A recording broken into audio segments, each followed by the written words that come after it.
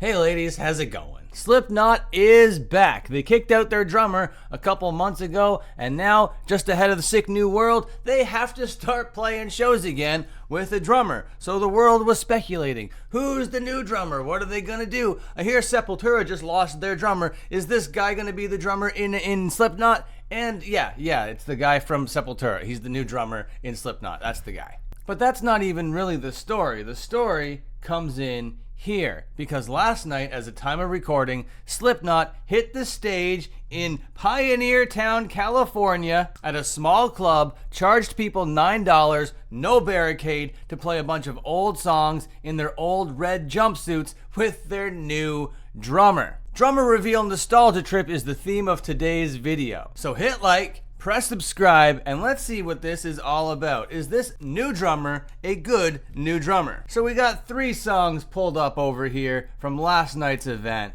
and let's just see how they all came together. My name is Dan Frampton. Thank you so much for kicking back with me here today. Let's give her a whirl.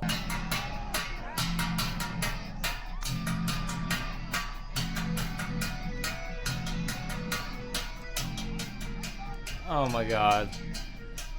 Look at this, no barricade, but no stage diving, no crowd moving around. Doesn't seem like there's a whole lot of hype going on here. I could be wrong, maybe everyone's hyped. The security guards are probably preventing the stage diving now that I'm seeing the security guards there. Yeah, these are their old masks and their... Oh no, some of them are new masks. Old jumpsuits. Clown just hitting a barrel.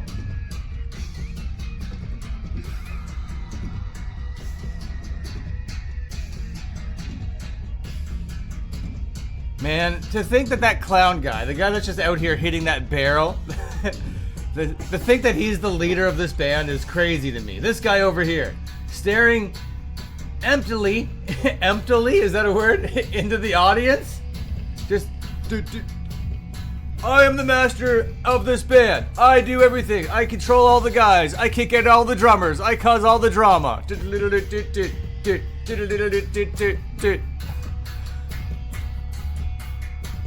Okay, this is extremely excruciating. Are you guys gonna start playing some fucking music? Because what you're doing right now is not what I would consider music. Still don't consider this music.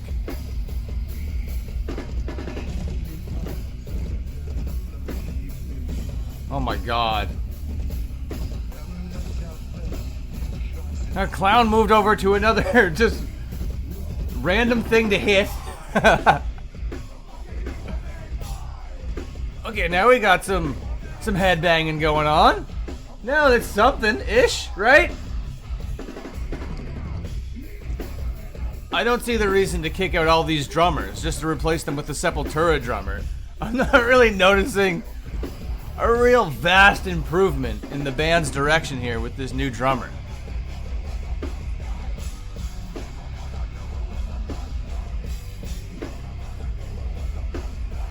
Corey's vocals still sound good after all these years. It is a very crazy nostalgia time to see the red jumpsuits and then play this like small little club venue, because these guys are like a stadium band now. These guys are massive, and here they are just like playing this little club venue, like when they would have looked like this back in the red jumpsuit eras when they would have been playing club venues. So all of this sort of stuff is such a blast from the past kind of vibe. But I gotta be honest with you, I'm not familiar with the Slipknot catalog past the first album, and I haven't listened to the first album since the first album came out when I was in 8th grade. So, if I'm being honest with you, I'm not exactly sure much about this band. Not really the biggest fan of Slipknot in the world, but let's just see where this song came out. Prosthetics is what it's called, right? Prosthetics, Slipknot. What year did you come out? This is an original. Yeah, that's what I thought. This is one of the songs off the first record. Knew it sounded kind of familiar. These vocals don't sound good. These gang vocals. What's going on here?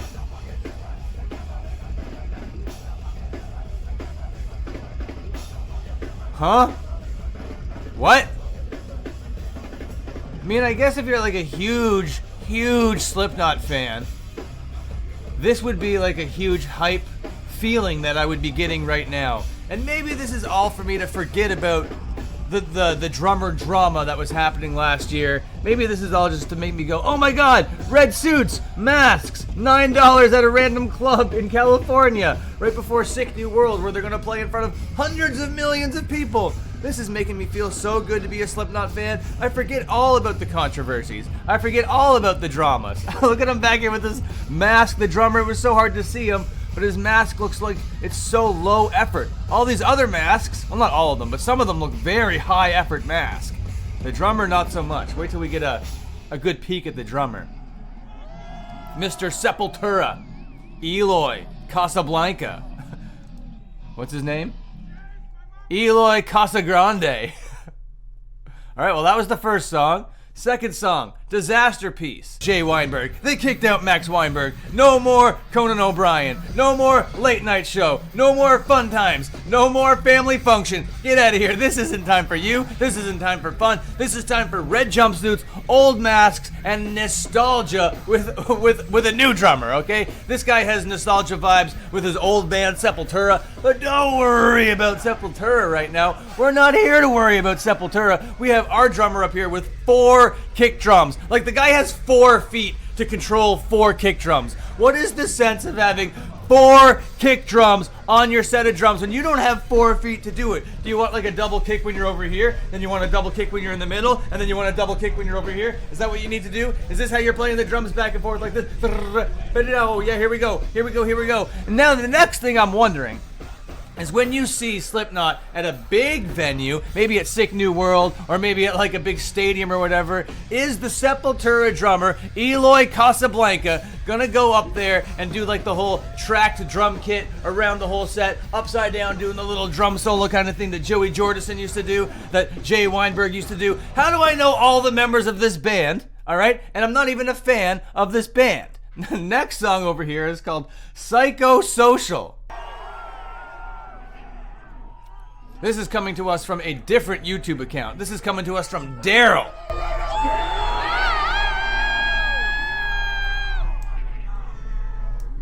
We got way more for you crazy motherfuckers. Way more for us crazy motherfuckers. Let's go. Always having a good time starting to rip on this band. Always having a good time screaming about all the bass drums and stuff. How many members of this band do you need to have, and why are they all numbered? I hate it. Why isn't the lead singer number 1? Why is the lead singer number 8? That confuses me. What's going on here?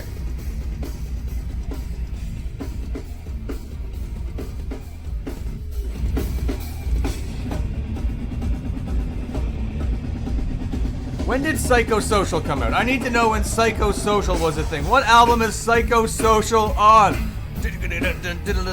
Bang your head, everybody. Oh, is Clown hitting a a barrel of some kind? Yep, he sure is.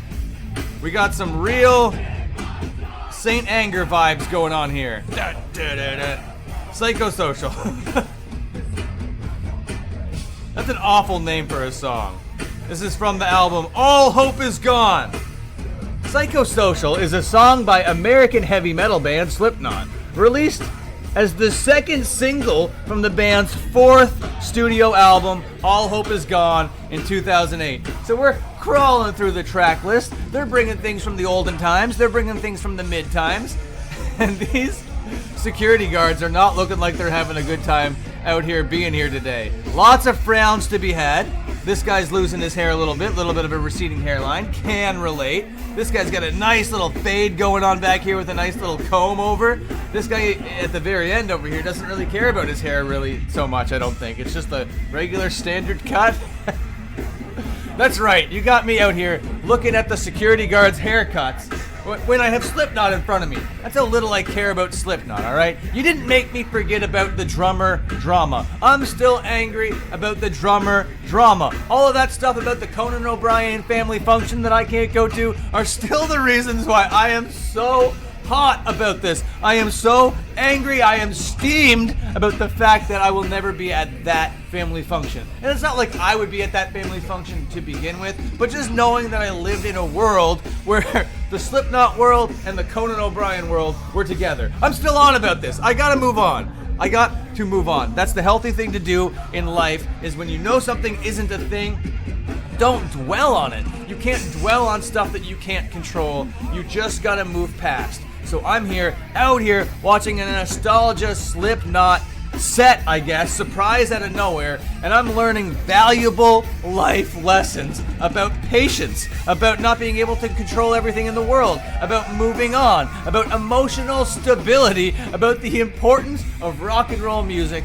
I'm learning all about that right now through Slipknot. Look at him, Corey Taylor up here. He's inviting the slammers. He's being like, come on up, everybody come up, let's get some stage dives, let's get some tope suicidas, let's get some head walks, let's get some elbow drops for the boys going on here. But I'm not seeing any action. And when I see heavy music at a small venue like this, I want to see action. I want to see elbows. I want to see blood. I want to see people's souls leave their body, okay? There needs to be sirens all around the venue, with like police cars coming, with cop cars coming, with like fire engines coming, with ambulances coming, because of the amount of chaos, because of the amount of debauchery going on at the Rock and Roll Festival. But this is not debauchery. This is just a gimmick. This is just a silly soup as far as I'm concerned over here, okay?